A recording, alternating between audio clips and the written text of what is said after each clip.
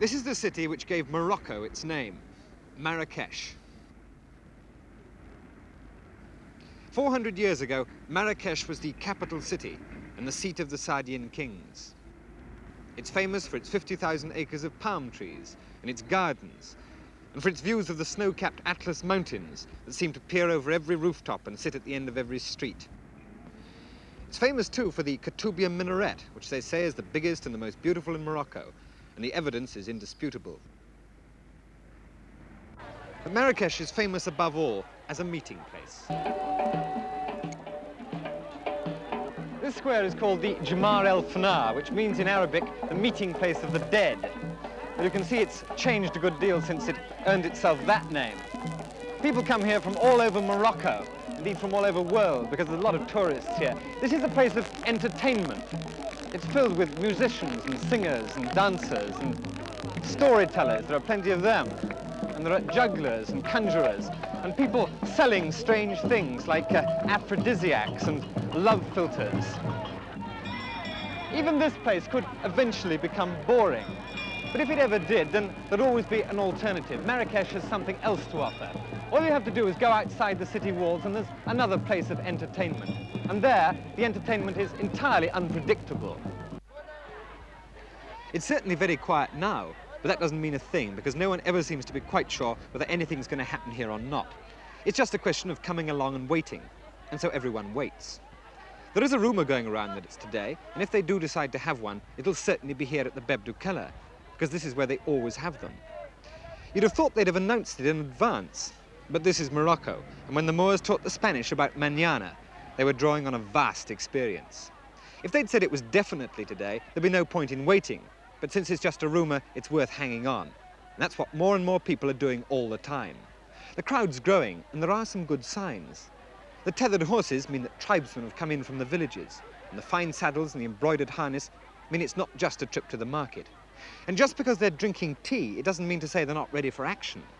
In Morocco, drinking tea isn't just a neurotic reflex action as it is in Britain. It's a ritual, a duty, a way of life, a way of waiting, but not for much longer, because now everyone knows that it's definitely going to happen today.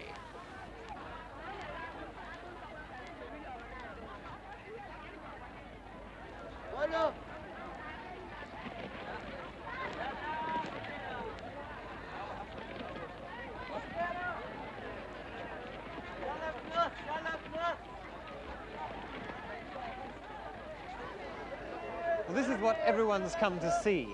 It's a Fantasia. The Berbers have always been great horsemen, and they've always bred great horses. And this is a glorification of both.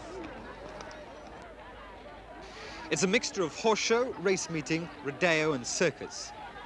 It's a succession of cavalry charges, starting at 4 in the afternoon and carrying on till sunset. The number of horsemen varies from 1 to 25 or 30, and their aim is to ride their horses at full gallop at the onlookers, and then to stop just short of them.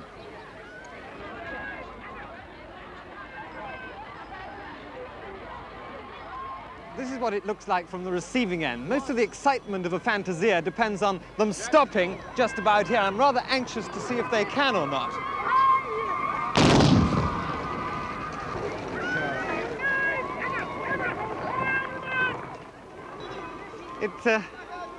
It's a nasty moment, I can tell you. You do have a moment's doubt about it. And of course there is danger, to the horsemen anyway. This is far from being pony club stuff. The style of horsemanship was formed not riding to hounds over polite pastures, but riding to battle over rough mountain country. They had to aim and fire their flintlocks from the saddle, and like anyone who needs not just to ride, but to do something else at the same time, like Cossacks and cowboys, they seem to be stuck to the saddle with glue. In a Fantasia, it's not just the style of riding that's based on battle, it's the organization too. The riders perform as they used to fight, in family or tribal groups, under the head of the family or the Caid. These are Berbers of the Ait Hadou tribe, and twice a year they come to Marrakesh at the invitation of the governor to ride here on the Beb du Kala. Today, they're helping to celebrate the Fête du Trône, a festival of the crowning of the king and of Morocco's independence. Every day, a lot of people in Britain spend a lot of time making expensive prophecies about the likely behavior of horses like these. because it's from Arab and Berber bloodstock that the world's racehorses have been raised. Some of them are so very highly bred that their pedigrees would make certain royal ancestries look a little sad. They go back a great deal further than even the flintlock rifles, and some of them are so old that the men firing them must be in much greater danger than the crowd they're riding at. Even with a blank charge, the old brass-bound barrels can burst and blow a horseman's head off. And however skilled they are, they can't reload in the saddle. In the old days, they went to battle with a foot soldier clinging to each stirrup, and still they must have their loaders with them.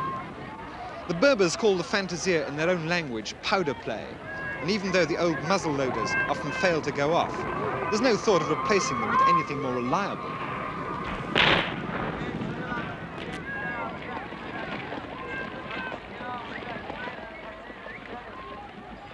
When you hear the Berber war cry, it still is just a trifle spine-chilling, because after all, it was only 30 years ago that they were doing this in real earnest.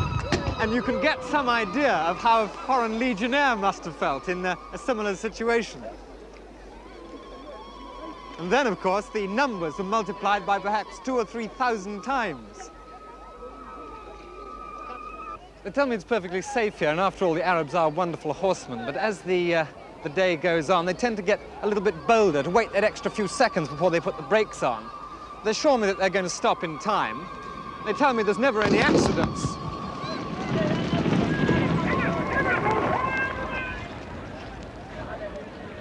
And that is a Fantasia.